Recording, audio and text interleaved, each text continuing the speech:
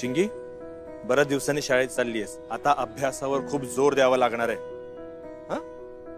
अरे बाबा, पण मी ऑनलाइन लेक्चर अटेंड करत होते रे. हो, पण ते कधी कधी होतं ना. आता सिलेबस तुझा पुढे गेलेला असणार आहे. तू गेल्यानंतर तुला आत्ताचा सिलेबस समजेल नाही समजेल असं होऊ शकतं. अरे हो, मग सगळे पुढे निघून जातील आणि क्वेश्चन पण पटापट सॉल्व करतील आणि एग्जाम पण जवळ आली आता. पण मी आहे ना. हा, आपण करू ना तुझा सिलेबस कॅच. मी तुला व्यवस्थित मी अभ्यास घेईन तुझा. हा, मग काही टेन्शन नाही आणि मी पण करेन. ठीक आहे. अरे थांब थांब थांब, पाय ठेव वर.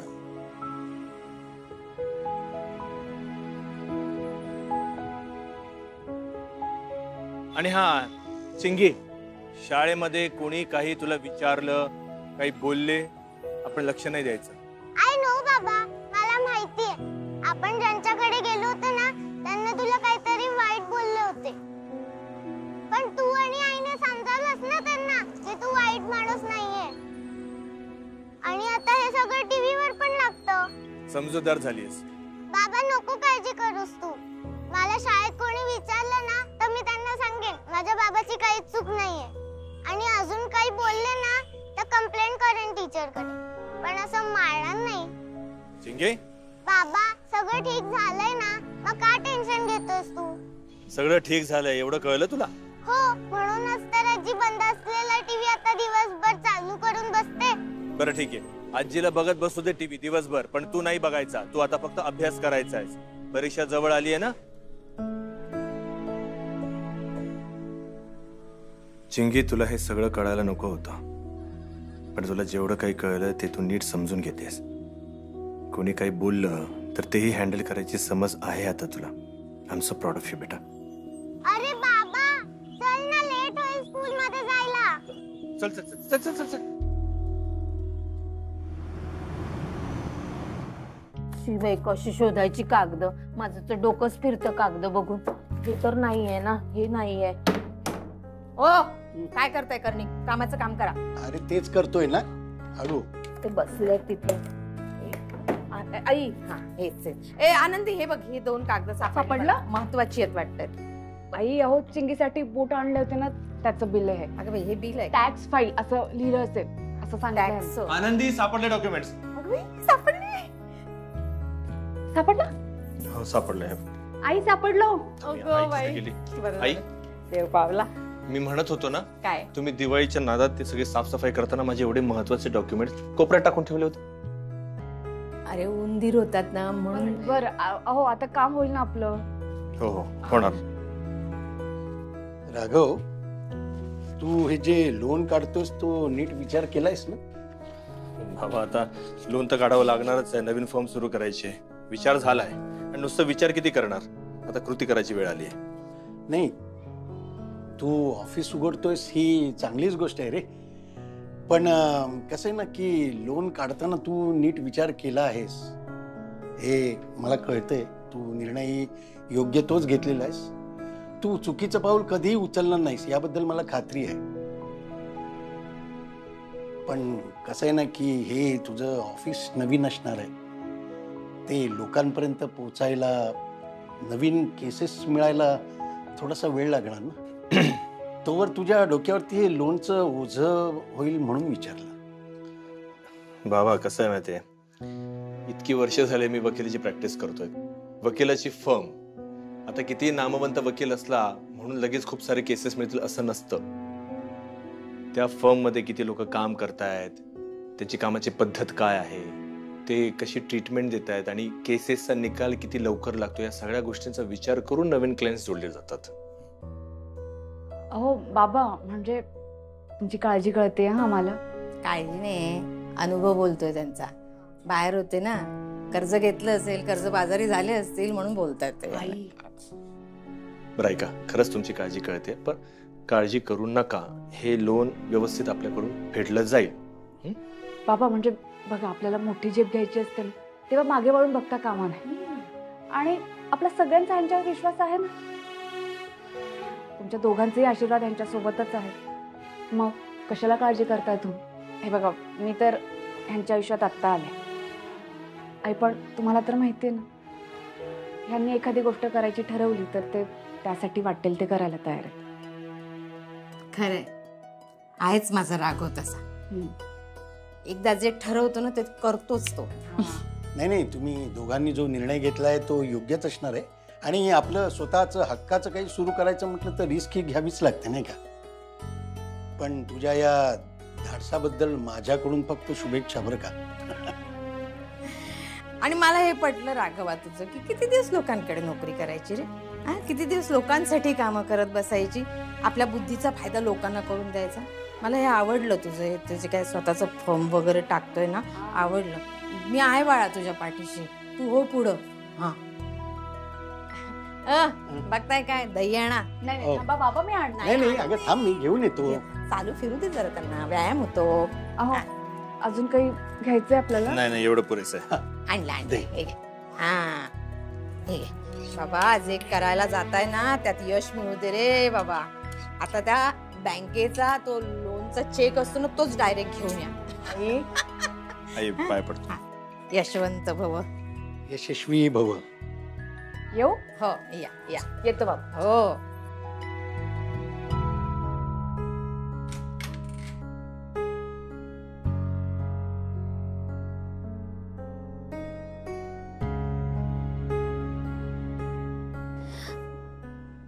काय हो, कसली काळजी करताय? सतत असा लांब चेहरा नका ठेवू.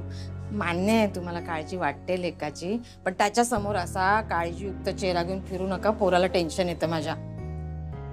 हो, तसाही मी माझा खर्च कमीच करणार आहे. तर हे बोलले का मी काय सांगते तुम्ही? अहो, मी तुमचा खर्च कमी करायला नाही सांगत, तर त्याचं टेन्शन नाही घेते मी. आणि काय करणी, गोळ्यांचं काय करताय तुम्ही? हल्ली एका गोळीऐवजी काय अर्धीच गोळी घेताय काय? तर काय आपला मुलगा आता कमवत नाही तर त्याला पैसे कसे मागायचे याची काळजी वाटते तुम्हाला? अगं मी कुठं काय करतोय? कुठं काय करतो काय? तुम्हाला काय वाटलं मला कळत नाही? मला तुम्ही लपवून करता, पण मला सगळं दिसतंय. असं नका करत जाऊ. मी बोलते फाटक्या तोंडाने, पण मला वाटते ना काळजी. तब्येतीची काळजी वाटते. तब्येत चांगली ठेवा, असं नका करत जाऊ. आणि मुलाचंच म्हणाल ना, तर आपल्या मुलावर विश्वास ठेवा. खूप सक्षम आहे, सगळं करायला तो सक्षम आहे.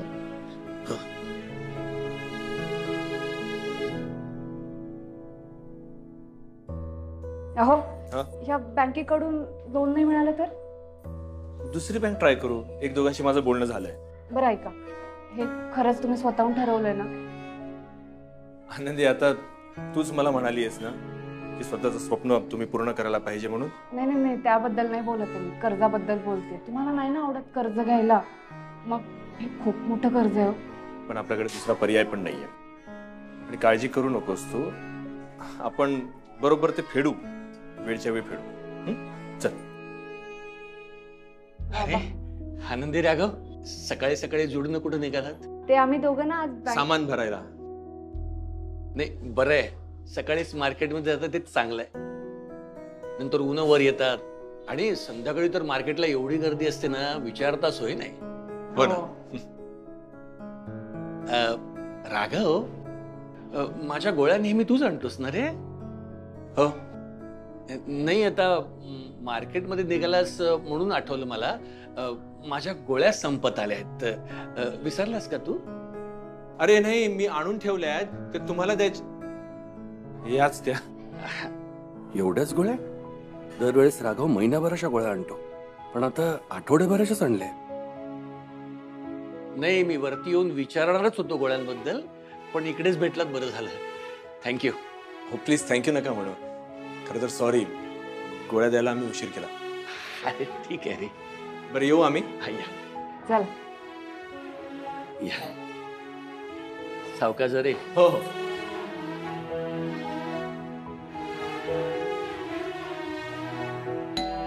आले आले. ओ काय, कुठे होता तुम्ही? मी मगाशी चहा ओतला होता, तो सुद्धा थंड झाला. कुणाशी बोलत होतात? अगं राघव आनंदी होते, त्यांच्याशी बोलत होतो. अहो मग त्यांना आत बोलवायचं ना. राघवने सुद्धा गरम गरम चहा घेतला असता. अगं मार्केटला चालले होते, घाईत होते ते. मार्केटला चाललेत का? तुम्ही एक काम करा, जरा आनंदीला फोन करा. कशाला? अहो घरातले शेंगदाणे संपलेत. तुम्हाला पोह्यात लागतात ना दाणे. आनंदीला सांगा येताना 1/2 किलो घेऊन ये. नाही हा, त्यांना काही आणायला सांगू नकोस. का हो? काय झालं? राघवशी भांडलात की काय? तुम्ही ना सतत चिडचिड करत असतात, जरा शांत म्हणून राहत नाही. थांबा, मी पाणी घेऊन येते तुम्हाला. नाही नको. काय हो, काय झालंय? काय नाही, अहो काय झालंय काय?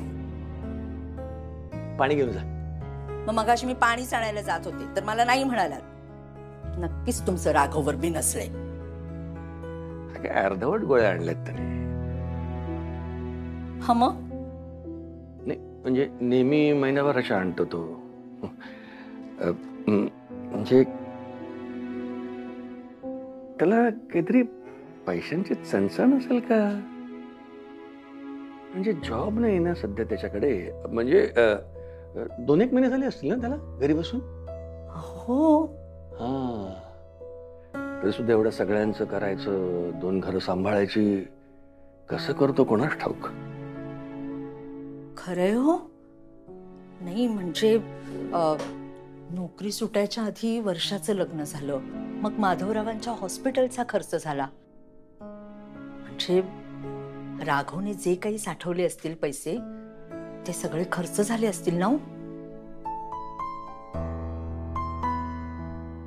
हा, म्हणजे ते आता काहीतरी पैशांची सोय करायला गेले असावेत. म्हणजे महिन्याभराचं सामान आणायचं म्हणजे पैसे तर हवेतच ना. नाही, त्यात तू आणखीन शेंगदाणे वगैरे आणा सांगून भर टाकू नकोस. काय आपण काही दिवस आपलं बघू. तर तू आनंदी हे आण, आनंदी ते आण असं सांगून ना त्यांना त्रास देऊ नकोस. हो, असं काय बोलताय तुम्ही? मी त्यांच्यावर असा भार टाकणार आहे का? अगं तसं म्हणत नाहीये मी. आपल्याला जेव्हा लागायचं तेव्हा आपण सांगायचो ना हक्कानं राघवला. पण आता त्याला जॉब नाहीये हे आपल्या लक्षात यायला हवं. आनंदी आणि राघवचं काय? त्यांना किती जरी त्रास होत असेल ना तरी ते कुणालाही सांगणार नाही. आणि राघव किती करतो आपल्यासाठी, आपल्याला काही कमी पडू देत नाही. आनंदीचं सुद्धा तेच आहे. मग आता त्यांना आपल्याकडून काही मदत हवी असेल तर ती आपण करायला हवी ना.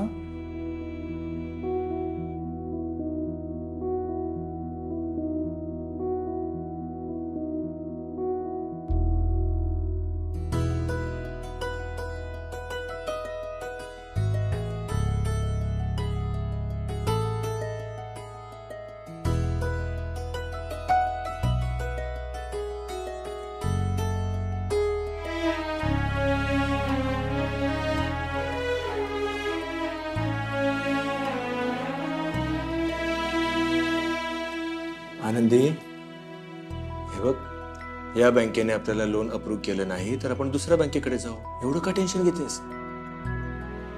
तसं नाही. बघा ना, तर मुंबईत येऊन 1 वर्ष झालंय मला.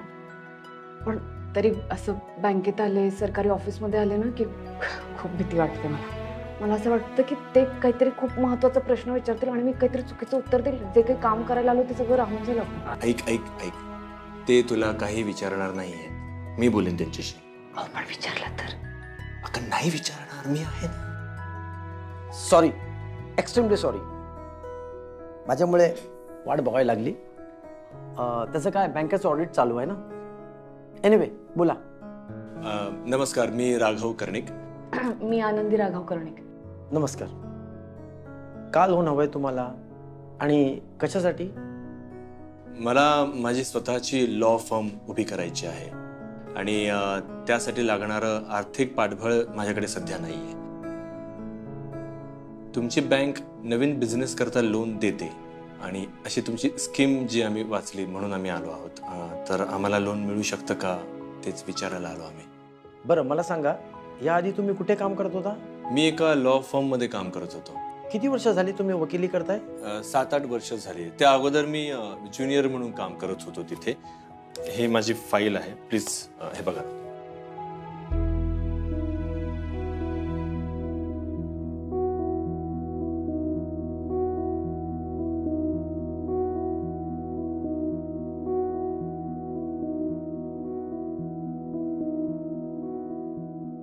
तुम्ही नोकरी का सोडली? तुम्हाला स्वतःची फर्म सुरू करायची आहे म्हणून की अजून काही? नाही, काही वेगळी कारणं होती. हे बघा, आता तुमचा इन्कम सोर्स काहीच नाहीये आणि कोणत्या बेसवर एवढं लोन द्यायचं? पहिले तुम्ही एका फर्ममध्ये जॉब करत होता, एवढं चांगलं पेमेंट होतं, मग तुम्हाला अचानक असं का वाटलं की तुमची फर्म सुरू करावी म्हणून? नाही सर, म्हणजे काय यांचं स्वप्न होतं की स्वतःची फर्म असावी, पण खूप जबाबदाऱ्या आहेत ह्यांच्यावर घरच्यांच्या, त्यामुळे कधी निर्णय घेताच नाही आला. पण आता आमचं असं सगळ्यांचं म्हणणं आहे, म्हणजे घरच्यांचं म्हणणं आहे की यांनी स्वतःची फर्म सुरू करावी, त्यासाठी पैसे हवेत, लोन हवंय. तुमच्याकडनं जर सकारात्मक उत्तर मिळालं तर आमचं काम होऊ शकतं. एवढं लोन कठीण आहे. मॉर्गेज काय ठेवू शकता? मॉर्गेज? हो, मॉर्गेज. जेव्हा बँक तुम्हाला लोन देते पण तुम्ही ते फेडू शकला नाही, की बँक तुम्हाला तुमची अशी किमती वस्तू गहाण ठेवायला सांगते की जी विकून बँकेचे पैसे परत मिळू शकतील. स्वतःचं नुकसान करून घेण्यापासून बँक स्वतःला वाचू शकते. अहो, बँकेला खात्री हवी ना की बँकेचे फंड्स परत मिळतील म्हणून. गहाण म्हणजे काहीतरी गहाण ठेवावं लागेल का हो आपल्याला? हो, तुम्ही ठेवू शकता का काही गहाण? एक गहाण ठेवावंच लागेल का? हां, दुसरा काहीतरी पर्याय सांगा तुम्ही आम्हाला. तुम्ही कॉन्फिडंट असाल तर गहाण ठेवायला काय हरकत आहे? कॉन्फिडन्स आहे आणि आम्ही ही फर्म व्यवस्थित चालवू शकतो.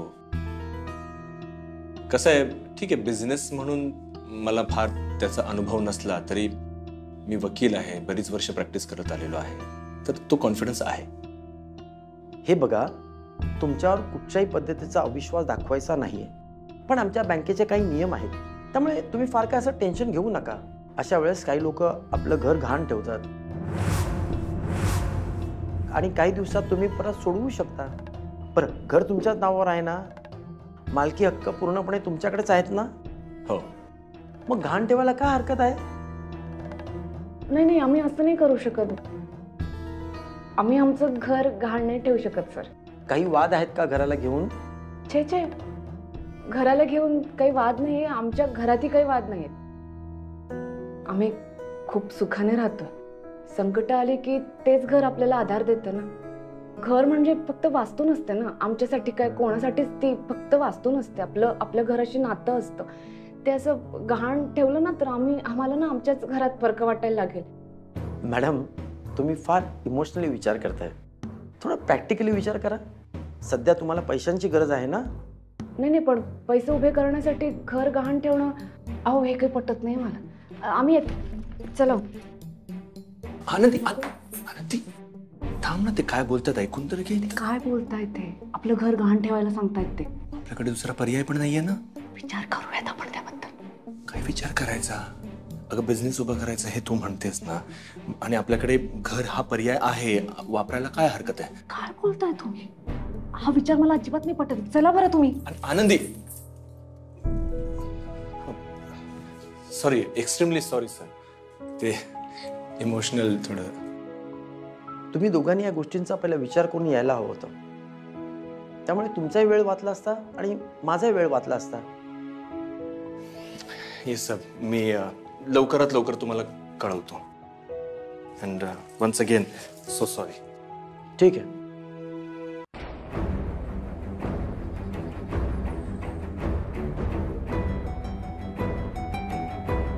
आनंदी, काय ग, तू एवढी चिडून का आलीस बाय? अहो, काय करायला निघाला होता तुम्ही आज? कसला विचार का नाही करत आहे तुम्ही? काय करतोय मी? घर गहाण ठेवायला निघालात तुम्ही. अगं, मग एवढा मोठा बिझनेस ओपन करायचा म्हटल्यानंतर पैसे लागणार. आपल्याकडे दुसरा पर्याय काय आहे? आणि आपलंच घर आहे ना. आणि हे बघ, तू म्हणतेस ना की आपला हा बिझनेस मी सक्सेसफुली रन करू शकतो म्हणून. तुझा जर का विश्वास नाहीये तर तुमचं स्वप्न मला पूर्ण होताना बघायचं असं म्हणण्यात काहीच अर्थ नाहीये. सगळं बरोबर आहे तुमचं, पण घर गहाण ठेवणं हे योग्य वाटतंय तुम्हाला? हे घर देखील एकेकाळी स्वप्न होतं तुमचं, रमाताईंचं.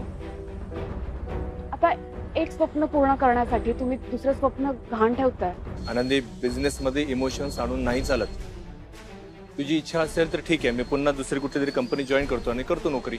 आपण पैसे उभे करूयात ना, पण त्यासाठी घर गहाण ठेवणं छे मला हे अजिबातच नाही पटत. हे बघा, आपल्याकडे ना रमाताईंची ही शेवटची आठवण. आपल्या घरावर अजूनही रमाताईंच्या नावाची पाटी आहे की नाही? हे घर गहाण ठेवलं आणि परत नाही मिळवू शकलो तर? अहो, रमाताईंची ही शेवटची आठवण आहे आपल्याकडे. ती आठवण निघून जाईल हे कसं विसरताय तुम्ही?